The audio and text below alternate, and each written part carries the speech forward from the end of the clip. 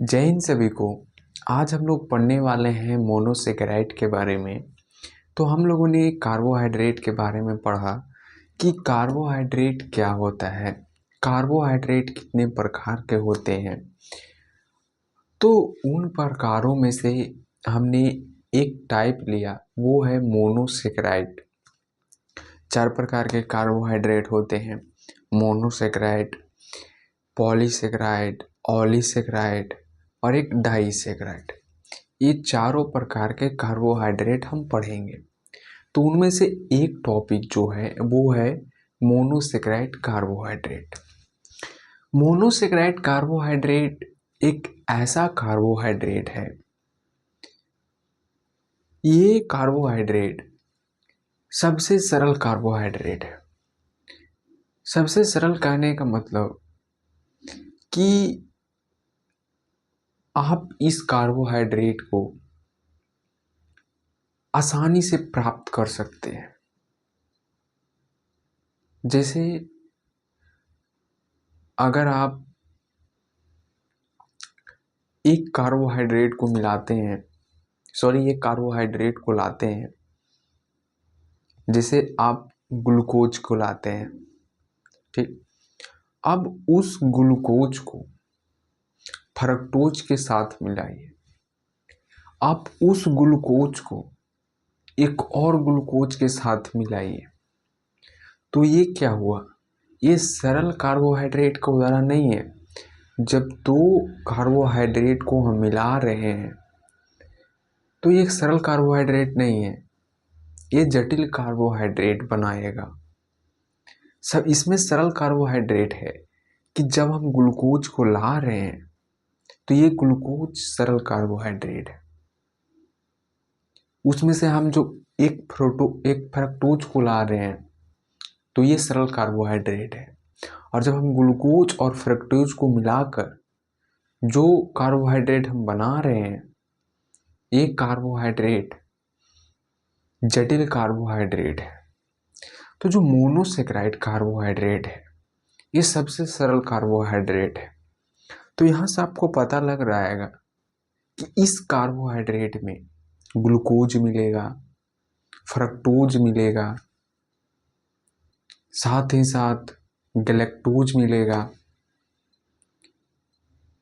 तो ये जो मोनोसेकेराइड कार्बोहाइड्रेट है, इसका ये पहचानना है कि हम मोनोसेकेराइड कार्बोहाइड्रेट को हम इस तरीक़ा से पहचान सकते हैं। और क्या पहचानने का तरीका है कि हम मोनोसेकेराइड को पहचान सकते हैं? तो एक ये है कि जितने भी कार्बोहाइड्रेट होते हैं, चाहे वो मोनोसेकेराइड कार्बोहाइड्रेट हो, चाहे वो पॉलीसेकेराइड कार्बोहाइड्रेट हो, सारे कार्बोहाइड्रेट जल में घुलनशील होते हैं और अधिकतम कार्बोहाइड्रेट स्वाद में मीठा होता है। तो जैसे आप देख रहे होंगे कि आप अभी हम ग्लूकोज को उदाहरण लेते हैं, तो अगर हम ग्लूकोज को, एक प्रकार का कार्बोहाइड्रेट है ग्लूकोज। कार्बोहाइड्रेट क्या होता है ये हम इसके पिछले वाले क्लास में बतलाए थे। तो ग्लूकोज एक कार्बोहाइड्रेट है, और कैसा कार्बोहाइड्रेट है? मोनोसेकेराइड कार्बोहाइड्रेट है। मोनोसेकेराइड क्यों है? क्योंकि ग्लूकोज जो है वो एक सरल कार्बोहाइड्रेट है। तो उस ग्लूकोज को हम जब पानी में मिलाते हैं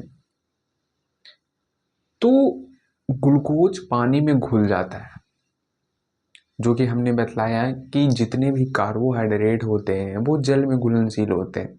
तो ग्लूकोज एक कार्बोहाइड्रेट है, ये जल में घुल गया तो ये जल में घुलनशील है। जब हम ग्लूकोज जल में घुल गया, जब हम उस ग्लूकोज पानी में घुल गया है, उस पानी को जब हम पीते हैं तो कुछ स्वाद में मीठा लगता है। तो हमने अगला स्टेप बोला था कि अधिकतम कार्बोहाइड्रेट स्वाद में मीठा होता है। तो ग्लूकोज जो है वो मीठा लगता है, लेकिन कुछ ऐसे भी कार्बोहाइड्रेट हैं जो स्वाद में मीठा नहीं लगता है। तो हम आने वाले क्लासेस में ये भी बतलाएंगे कि कौन कौन से कार्बोहाइड्रेट हैं जो स्वाद में मीठा नहीं लगता है। तो हम आगे चलते हैं कि मोनोसेकेराइड कार्बोहाइड्रेट के बारे में जाना कि मोनोसेकेराइड कार्बोहाइड्रेट क्या होता है, और हम इसे आगे बढ़ते हैं। ये जो पीछे हमने जितने भी लिख रखा है कि मोनोसेकेराइड कार्बोहाइड्रेट का परिचय, उदाहरण, ये सब जो हम लिखे हुए हैं, यही हम आपको समझा रहे हैं। ये सब लिखने का तरीका ये है कि इससे आपको एक नोट्स बन जाएगा बढ़िया से, या आप इससे स्क्रीनशॉट लेकर समझ भी सकते हैं। तो हम अगर इसके उदाहरण देखते हैं मोनोसेकेराइड कार्बोहाइड्रेट का, तो जैसे आप केमिस्ट्री में पढ़ते होंगे कि हेक्सोज, पेंटोज, ये सब पढ़ते होंगे। हम केमिस्ट्री में नहीं जा रहे हैं, सिर्फ बायोलॉजी में ही है। तो यहाँ पर देख रहे होंगे कि हमने बताया था कार्बोहाइड्रेट में कि कार्बन, हाइड्रोजन और ऑक्सीजन का जो रेशियो है वो 1:2:1 के रेशियो में है। और उसी टाइम हमने बोला था कि जितने भी कार्बोहाइड्रेट होंगे उसका रेशियो 1:2:1 के रेशियो में होगा, यानी कार्बन, हाइड्रोजन और ऑक्सीजन। तो यहाँ पर आप देखते हैं कि ट्रायोज को अगर हम लेते हैं तो कार्बन संख्या 3 को ट्रायोज हो, कार्बन संख्या 4 को टेट्रोज, 5 को पेंटोज, 6 को हेक्सोज। ठीक, तो ट्रायोज, टेट्रोज, पेंटोज, हेक्सोज, ये सब जो है ये सब श्रेणी है। जैसे केमिस्ट्री में आपने पढ़े होंगे कि एल्कोहल का जो क्रियात्मक समूह होता है वो OH होता है। तो उसी प्रकार से ये श्रेणी है। जैसे हमने बताया ना, पेंटोज, हेक्सोज, ट्रायोज, ये सब श्रेणी है केमिस्ट्री में। तो और इस श्रेणी के अंतर्गत कार्बोहाइड्रेट पाए जाते हैं। जैसे पेंटोज हो गया, तो पेंटोज एक श्रेणी है कि इसमें कार्बन संख्या 5 तक का कार्बोहाइड्रेट पाया जाएगा। इससे ऊपर जो जब जाएगा तो वो हेक्सोज में चला जाएगा। तो पेंटोज में जितने भी कार्बोहाइड्रेट पाए जाते हैं, हमें उस कार्बोहाइड्रेट के बारे में अध्ययन करना है। एकदम कोर भाषा में हम बतला रहे हैं। तो एक बार क्वेश्चन आया था कि ग्लिसरॉल्डिहाइड एक प्रकार का कार्बोहाइड्रेट है। तो यहाँ पर आपको देख रहा होगा कि ग्लिसरॉल्डिहाइड जो है वो एक प्रकार का कार्बोहाइड्रेट है, लेकिन एग्जाम में लगेगा कि ग्लिसरॉल्डिहाइड तो हमने कहीं देखा ही नहीं था कि कार्बोहाइड्रेट होगा। लेकिन जो ट्रायोज है इसी का केमिकल नाम है ग्लिसरॉल्डिहाइड। तो यहाँ से क्वेश्चन सिर्फ एक ये बनेगा। तो टेट्रोज हो गया, इसके अंतर्गत भी कार्बोहाइड्रेट आएंगे।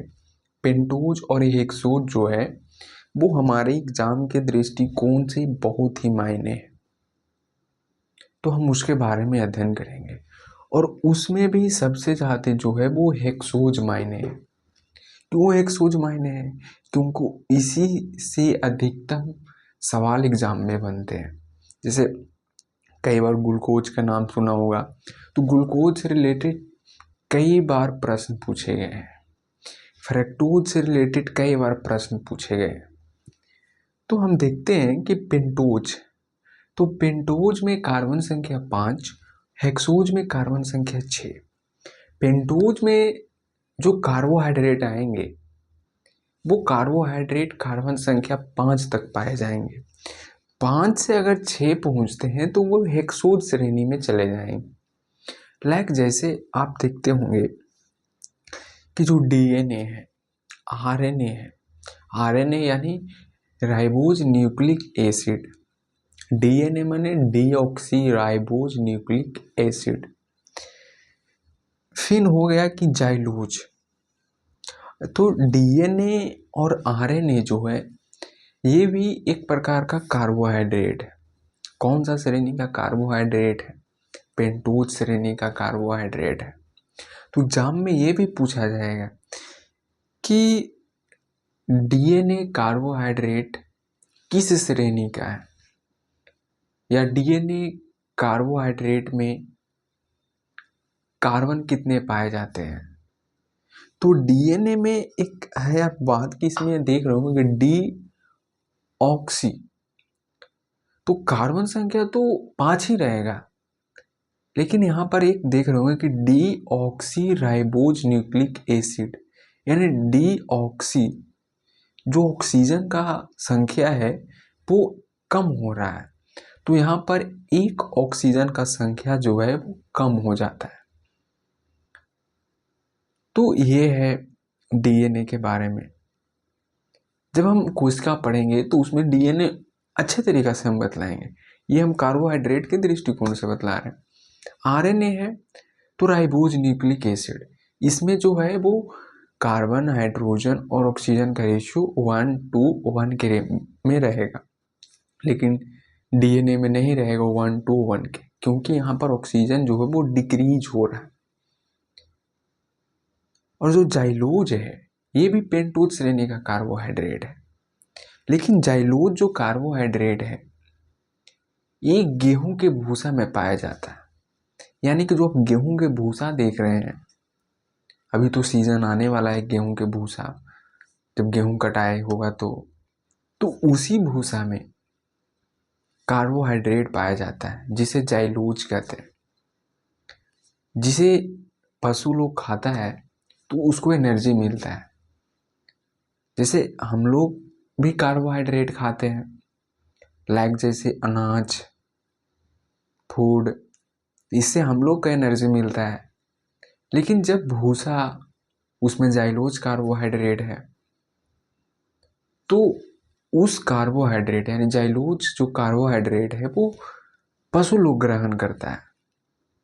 लेकिन जैसे हम लोग ग्लूकोज का सेवन किए, फ्रक्टोज का सेवन किए, गैलेक्टोज का सेवन किए, अनाज खाएं, फल खाएं, सब्जी खाएं, तो उसमें कार्बोहाइड्रेट पाया जाएगा, कई प्रकार के न्यूट्रिशन पाया जाएगा। तो कार्बोहाइड्रेट हमें एनर्जी देगा, क्योंकि हमने कई कई प्रकार के कार्बोहाइड्रेट अनाज खाए हैं, अन्न खाए हैं जिनमें कार्बोहाइड्रेट पाया जाता है। तो ये जाइलोज के बारे में हो गया। बात आता है कि जाइलोज जो है वो हम लोग सेवन नहीं कर सकते हैं। तो जाइलोज हम लोग भी सेवन कर सकते हैं, लेकिन अभी किस फूड में पाया जाता है। जैसे इसमें मुख्य उदाहरण जो है वो कि भूसा में पाया जाता है, और एक जो पेड़ रहता है तो पेड़ से जो गोंद निकलता है तो उस गोंद में भी जाइलोज कार्बोहाइड्रेट पाया जाता है। तो जाइलोज कार्बोहाइड्रेट हम लोग भी सेवन कर सकते हैं, लेकिन वैसा हमारे शरीर में क्षमता है पचाने का जाइलोज कार्बोहाइड्रेट का, लेकिन अब डायरेक्ट गेहूं के भूसा खिलाएगा तो उसमें तो नहीं होगा। जैसे किसी फल में जाइलोज कार्बोहाइड्रेट पाया जाता है तो वो तो सेवन करेंगे तो हम लोग पचा ही लेंगे। अब अगला जो कार्बोहाइड्रेट है वो है एराइबोनोज कार्बोहाइड्रेट। ये जो कार्बोहाइड्रेट है ये सबसे कम शर्करा वाला कार्बोहाइड्रेट है।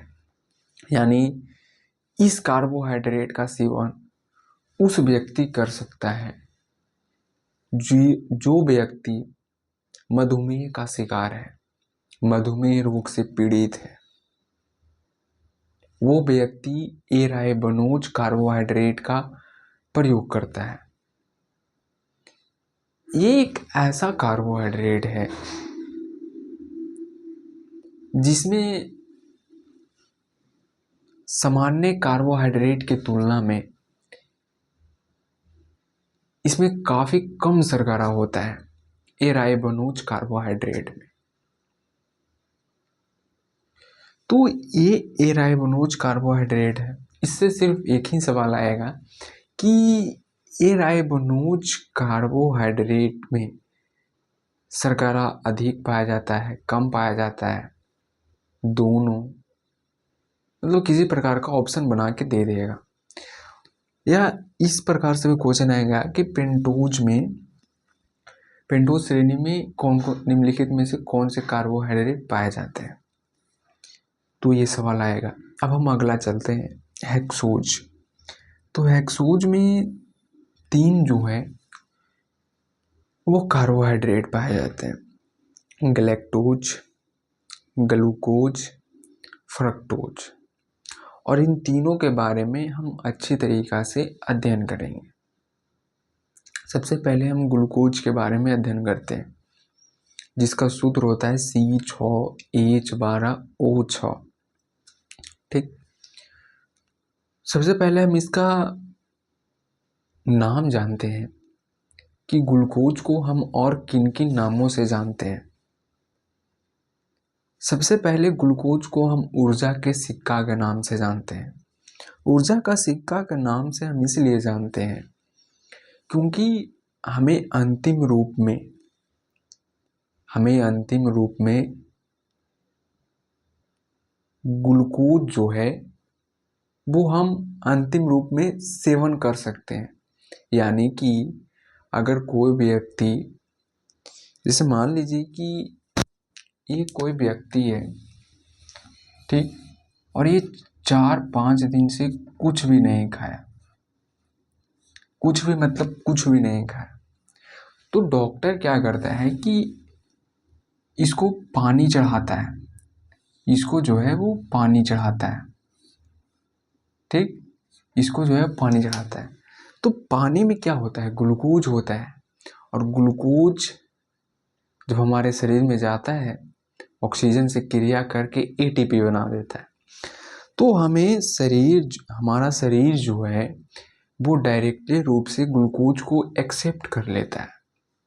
तो आप लोग सोच रहे होंगे कि जब हमें अंतिम रूप में एटीपी लेना था तो फिर ग्लूकोज को क्यों हमारे शरीर में इनपुट करवाएं, डायरेक्ट एनर्जी का ही सूच दे देते हैं।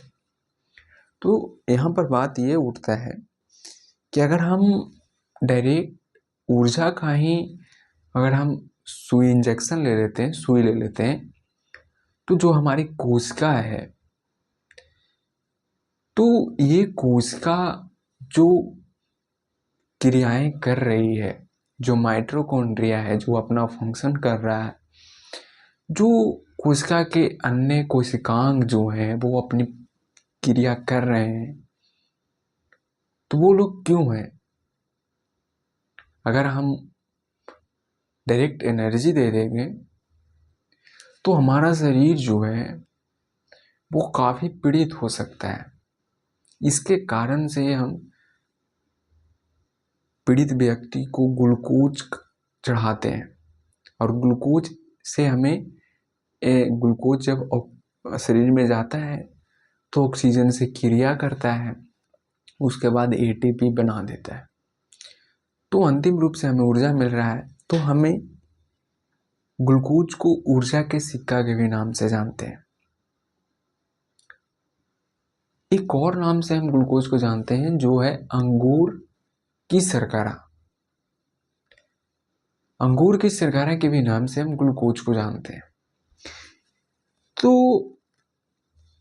और रक्त की शर्करा के भी नाम से जानते हैं ग्लूकोज को। तो ये 3 जो पॉइंट हमने बतलाया ये काफ़ी मोस्ट इम्पोर्टेंट है। फिर इसे हमें एल्डोहेक्सोज के नाम से भी जानते हैं ग्लूकोज को। एल्डोहेक्सोज जैसे हमने उसी टाइम बतला रहे थे कि हेक्सोज, तो हेक्सोज श्रेणी में ग्लूकोज आता है, यानी कार्बन संख्या 6। तो आपने एल्डिहाइड के बारे में पढ़ा होगा क्लास 10th में। तो एल्डिहाइड का जो क्रियात्मक समूह होता है वो होता है CHO, ठीक। तो एल्डोहेक्सोज में क्या होगा कि एल्डो यानी एल्डिहाइड का जा रहा है, हेक्सोज यानी कार्बन संख्या 6। तो एल्डोहेक्सोज जो है वो ग्लूकोज का ही एक अन्य नाम है, ठीक। तो ग्लूकोज के हमने मुख्य रूप से 4 नाम जाना, रक्त की शर्करा, अंगूर की शर्करा फिर ऊर्जा का सिक्का और एल्डोहेक्सोज।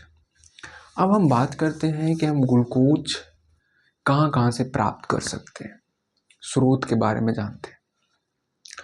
तो अब ग्लूकोज जो है वो आप अनाज खाते हैं, चावल खाते हैं, रोटी खाते हैं, सब्जी खाते हैं, फल खाते हैं, किसी भी प्रकार का आप अगर भोजन सेवन कर रहे हैं तो आपको कार्बोहाइड्रेट मिल रहा है, ग्लूकोज आपको मिल रहा है। तो इसमें आप स्रोत लिख सकते हैं कि अनाज, फल, सब्जी, etc। तो ये स्रोत है ग्लूकोज का। तो आपने समझ लिया ग्लूकोज के बारे में। तो इससे हम थोड़ा सा और आगे बढ़ते हैं। तो जैसे हमने यहाँ पर बात किया था, अब हम यहाँ पर बात करते हैं कि अगर ग्लूकोज जब हम पढ़ रहे थे तो उसमें हमने बतलाया था मधुमेह रोग के बारे में। अब बात हम ये करते हैं कि आखिर जो मधुमेह रोग है वो कैसा होता है। तो मधुमेह रोग जैसे ऐसे समझिए कि इस व्यक्ति को शुगर हुआ हो, शुगर यानी मधुमेह हो गया है, मधुमेह रोग है, ठीक। तो इस व्यक्ति को जब मधुमेह होगा तो इसका जो रक्त में जो शर्करा की मात्रा होगा, रक्त में शर्करा की जो मात्रा होगा वो 80 से 115 मिलीग्राम पर डेसीलीटर होगा। ये नॉर्मल वैल्यू है। आप मेरी बात को ध्यान से सुनिएगा कि ये कोई व्यक्ति है, इसको शुगर हो गया है। तो इसको शुगर हो गया है और नॉर्मल वैल्यू आदमी को जो नॉर्मल व्यक्ति है उस नॉर्मल व्यक्ति को रक्त में जो शर्करा की मात्रा होना चाहिए वो 80 से 115 मिलीग्राम पर डेसीलीटर। ये जो है ये नॉर्मल है, ठीक। क्या है? नॉर्मल। अगर इतना के एवरेज में किसी की शरीर का जो रक्त में शर्करा की मात्रा है तो वो प्रॉपर तरीका से स्वस्थ है, मधुमेह से पीड़ित नहीं है। लेकिन यहाँ पर प्रॉब्लम ये आता है कि जब व्यक्ति को शुगर हो जाता है तो इसमें यही वैल्यू जो है वो बढ़कर 220 से 240 क्या 220 से 240 मिलीग्राम पर डेसीलीटर हो जाता है। तो इस स्थिति को मधुमेह कहा जाता है, ठीक। तो इस स्थिति को क्या कहा जाता है? मधुमेह कहा जाता है। इसे एक और भाषा में कहा जाता है हाइपरग्लाइसीमिया। क्या? हाइपरग्लाइसीमिया। एक और स्थिति होगा कि ये वैल्यू जब बढ़ता है क्यों? आप अधिक मात्रा में चीनी का सेवन कर रहे हैं, रोज आप चीनी से बना हुआ जो खाद्य पदार्थ है उनका उपयोग कर रहे हैं, उनका सेवन कर रहे हैं। लाइक जैसे कि आप स्पंज खा रहे हैं, रसमलाई खा रहे हैं, जलेबी खा रहे हैं, रोज चाय पी रहे हैं, वो भी चीनी डालकर पूरा मात्रा में। तो इससे आपका जो आपको मधुमेह होने की संभावना बढ़ जाता है, सीधी सी भाषा में। आगे क्यों होता है? क्या ऐसा शरीर में कुछ फंक्शन करना बंद कर देता है, जिसके कारण से मधुमेह रोग हो जाता है। ये हम आने वाले क्लासेस में बताएंगे। तो अभी सिर्फ ये समझिए कि अगर कोई व्यक्ति चीनी का सेवन अधिक कर रहा है तो उसके रक्त में शर्करा की मात्रा जो है वो बढ़ जाएगा। 80 से 115 नॉर्मल वैल्यू है।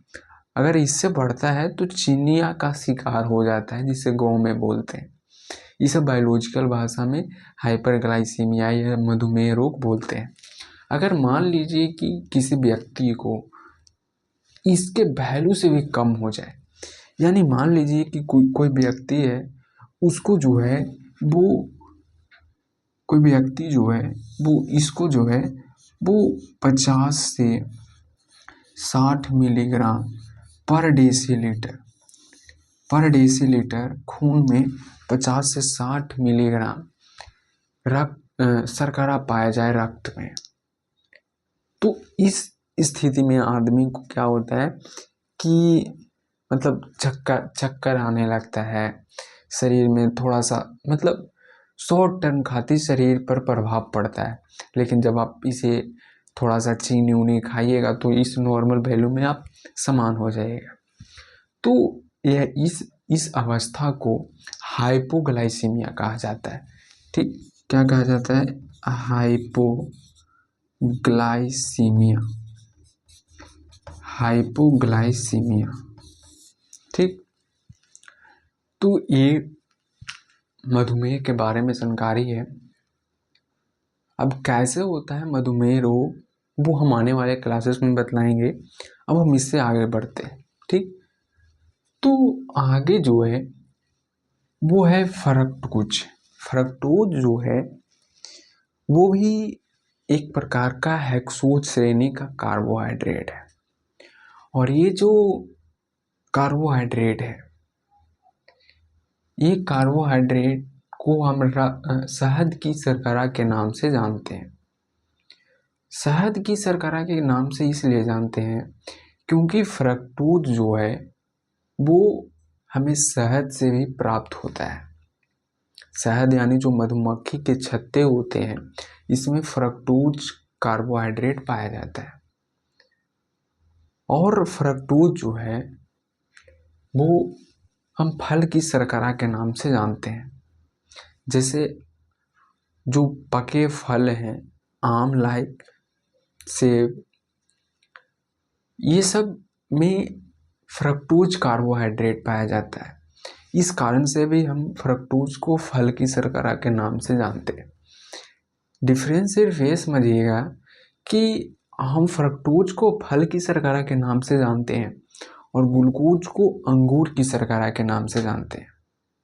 तो याद करते समय ये डिफरेंस थोड़ा सा ध्यान में रखिएगा।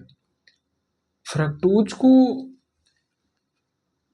इतना ही आप ध्यान में रखिएगा, ये 2 पॉइंट छोड़ दीजिए।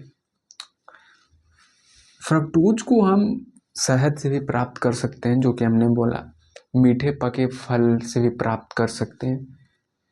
अब हम बातें हैं कि थोड़ा सा महत्वपूर्ण बिंदु के बारे में कि फ्रक्टोज जो एग्जाम के दृष्टिकोण से बहुत मायने, तो जो अगर आप सबसे ज़्यादा फ्रक्टोज का सेवन कर रहे हैं सबसे ज़्यादा, तो आप मोटापा का शिकार भी हो सकते हैं। अगर आप रोज फल खा रहे हैं, आम खा रहे हैं, पूरा केला खा रहे हैं, पूरा सेब खा रहे हैं, तो जैसे आपने देखा होगा शहर के जो रहते हैं बच्चे, वो काफ़ी मोटा हो जाता है। क्यों मोटा हो जाता है? कि उसको सुबह उठते ही केला, सेब ये सब मिलने लगा। धीमे धीमे 5 साल, 10 साल, 12 साल के बाद पूरा ऐसे हो जाता है, तो बहुत मोटा हो जाता है। तो अधिक मात्रा में फ्रक्टोज का सेवन भी मोटापा का शिकार होता है। ऐसे भी किसी भी खाद्य पदार्थ को अगर आप अधिक सेवन करते हैं तो आपके शरीर पर निगेटिव इम्पैक्ट डाल सकता है। अगर आप किसी भी खाद्य पदार्थ को आप सेवन नहीं कर रहे हैं, एकदम नहीं कर रहे हैं, तो उसके कारण से भी आपको शरीर पर निगेटिव इम्पैक्ट पड़ सकता है। फ्रक्टोज जो है वो सबसे ज़्यादा मीठा वाला कार्बोहाइड्रेट है। जैसे कि आप जो फल आप ऐसे ही देखिए कि आप जब सेव को जब खाते हैं तो सेव कितना मीठा रहता है। आप शहद को ही देखिए, जब चीनी नहीं बनता था या मीठा भी नहीं बनता था तो पहले के लोग शहद ही डालकर अपने मीठापा को दूर करते थे कि अब मीठा शहद डालेंगे तो मीठा लगेगा। तो शहद काफ़ी मीठा कार्बोहाइड्रेट है। फिर शहद तो काफ़ी मीठा कार्बोहाइड्रेट है ही, लेकिन फ्रक्टोज की श्रेणी में जब आता है तो हम बोलते हैं कि फ्रक्टोज सबसे ज़्यादा मीठा कार्बोहाइड्रेट है और वो भी हेक्सोज श्रेणी का है। अब जैसे यहाँ पर यही लिखा है कि पके फल यानी मीठा पके फल में जो है वो मीठा जो जो पका फल है वो मीठा जो है वो फ्रक्टोज के कारण ही लगता है। जैसे कि आम जो है, आप आम को ही लीजिए उदाहरण, तो आम जो मीठा लगता है वो फ्रक्टोज के ही कारण लगता है। जैसे कि जब हम कोशिका के पहले एक टॉपिक हम पढ़ाएंगे तो उसमें जो फ्रक्टोज के कारण जो हम बतला रहे हैं कि मीठा लगता है तो उसमें हम अच्छे तरीक़े से और बतलाएंगे। ऐसे अभी सिर्फ ये समझिए कि जो कार्बोहाइड्रेट है वो तो फ्रक्टोज है। फ्रक्टोज सबसे मीठा कार्बोहाइड्रेट है। तो मीठा कार्बोहाइड्रेट है तो जो भी पका फल है वो समझिए कि फ्रक्टोज के कारण ही मीठा लग रहा है। ठीक, इससे दो प्रकार के सिरप बनाए जाते हैं फ्रक्टोज से, एक मैनिटोल एक सर्विटोल। मैनिटोल और सर्विटोल, जो सर्विटोल सिरप बनाए जाते हैं और जो मैनिटोल सिरप बनाए जाते हैं, सबसे पहले मैनिटोल के बारे में बतलाते हैं। मैनिटोल जो सिरप बनाए जाते हैं जब किसी व्यक्ति को ब्रेन हैमरेज हो जाए या ब्रेन हैमरेज के साथ साथ ब्रेन अटैक हो जाए, उस स्थिति में मैनिटोल का सिरप पिलाया जाता है। मैनिटोल सिरप का मुख्य कार्य ये है कि खून को पतला करता है। खून को पतला करता है, जैसे आदमी को जब ब्रेन हैमरेज होता है तो जो ब्रेन में जो रक्त प्रवाह है, यानी जैसे ब्रेन अटैक हुआ, चाहे आप ब्रेन पर अधिक जोर से मार दिए तो जो खून जब बाहर निकलता है तो तुरंत ब्लड क्लॉटिंग बनाने लगता है। उस ब्लड क्लॉटिंग बनाने को रोकने के लिए मैनिटोल का सिरप दिया जाता है जिससे खून जो है वो पतला हो जाए और ब्लड क्लॉटिंग न बन पाए।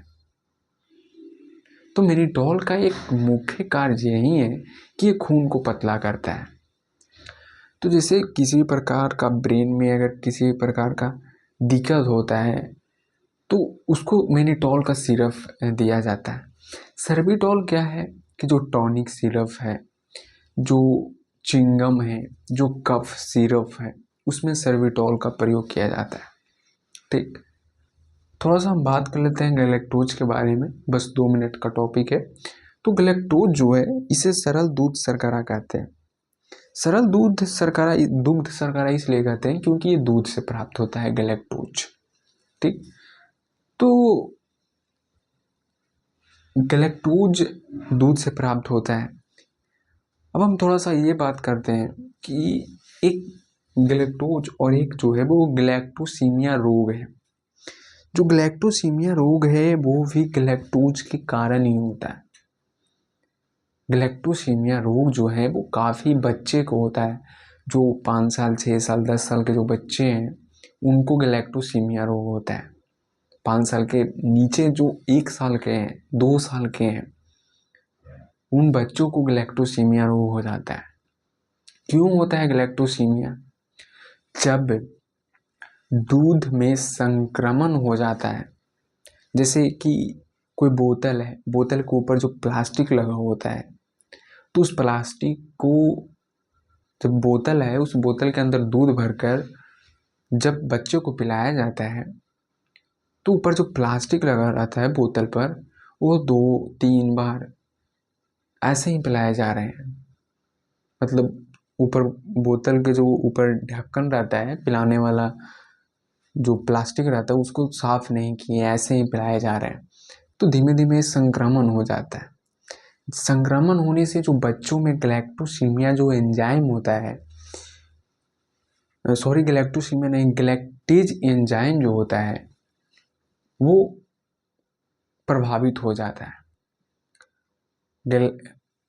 जब प्रभावित हो जाता है, अब मान लीजिए कि किसी बच्चे को गैलेक्टेज एंजाइम प्रभावित नहीं हुआ है, तो गैलेक्टेज एंजाइम प्रभावित नहीं हुआ है, तो जो दूध जो सेवन कर रहा है उसको ग्लूकोज में वो परिवर्तित करता था गैलेक्टेज एंजाइम। ऐसे समझिए कि ये जो है गैलेक्टेज एंजाइम है, ठीक, ये जो है वो गैलेक्टेज एंजाइम है, गैलेक्टेज जो है वो एंजाइम है। तो ये गैलेक्टेज एंजाइम जो है वो काफ़ी सही तरीक़ा से वर्क कर रहा है बच्चे में। जब बच्चे में सही तरीक़ा से वर्क कर रहा है, तो जो हम दूध का सेवन करा रहे हैं, यानी गैलेक्टोज को जो हम सेवन करा रहे हैं, तो इस गैलेक्टोज को वो एटीपी में परिवर्तित कर देता था गैलेक्टोज एंजाइम। और ये मानिए कि कोई बच्चे में गैलेक्टेज एंजाइम ही खराब हो जाए, तो ये जो पूरा फंक्शन है वो पूरा खराब हो जाएगा, यानी गैलेक्टोज को जो एटीपी में नहीं परिवर्तित होगा। तो ये जो गैलेक्टेज एंजाइम जो प्रभावित होता है, वो प्रभावित होता है कि जब हम बच्चे को दूध पिला रहे हैं तो प्रॉपर बोतल को साफ करके पिलाएं। दूसरा कारण ये है कि जो बच्चे हैं उसको कोई व्यक्ति ऐसे ही हाथ से आया काम करके और उसको छूने लगा, इससे भी संक्रमण बच्चे में हो जाता है, जिससे गैलेक्टोज एंजाइम प्रभावित हो जाता है। किसी बच्चे को आप देख रहे होंगे कि गाल नोच रहे हैं, उसको किस कर रहे हैं, इससे भी गैलेक्टोज एंजाइम जो है वो प्रभावित हो जाते हैं। तो गैलेक्टोज एंजाइम प्रभावित होता है, जिसके कारण से गैलेक्टोज जो है वो एटीपी में परिवर्तित नहीं होता है, उसी को गैलेक्टोसीमिया कहा जाता है। इसका लक्षण जो है, यानी इससे क्या क्या बच्चे पर इम्पैक्ट पड़ता है, इसको सबसे पहले कि उसको आँख से कम दिखाई देगा, उसकी मानसिक क्षमता जो है वो काफ़ी जो है वो कम हो जाएगी, किडनी डैमेज हो जाएगा, लीवर पर प्रॉब्लम हो जाएगा। जैसे आपने देख रहे होंगे, उदाहरण में ये देख रहे होंगे कि छोटे छोटे बच्चे चश्मा लगाकर चल रहे हैं। ये सब यही कारण है कि छोटा बच्चा है, उसको कोई व्यक्ति आया गाल नोच रहा है, तो उसको ऐसे ही खुले हाथ में कुछ काम करके आया, घुमाने लेके चला गया, तो इससे क्या हो रहा है कि गैलेक्टोज एंजाइम खराब हो रहा है, और ये खराब होने से बच्चे पर निगेटिव इम्पैक्ट पड़ रहा है। नेगेटिव इम्पैक्ट में क्या है कि उसका मानसिक क्षमता विकास नहीं होगा, उसको आँख से कम दिखाई देगा, किडनी खराब हो जाएगा, लीवर पर प्रॉब्लम पड़ेगा, ये सारे प्रतिरक्षा तंत्र पर प्रभाव पड़ेगा। और साथ ही साथ ये तो प्रॉब्लम है ही कि गैलेक्टोज को एटीपी में परिवर्तित नहीं कर पाएगा। तो ये होता है। तो हम उम्मीद करते हैं कि ये बात आपने समझा। अब हम अगली क्लास में डाइसैकेराइड कार्बोहाइड्रेट के बारे में चर्चा करेंगे। जय हिंद, मिलते हैं हम एक अगली क्लास में।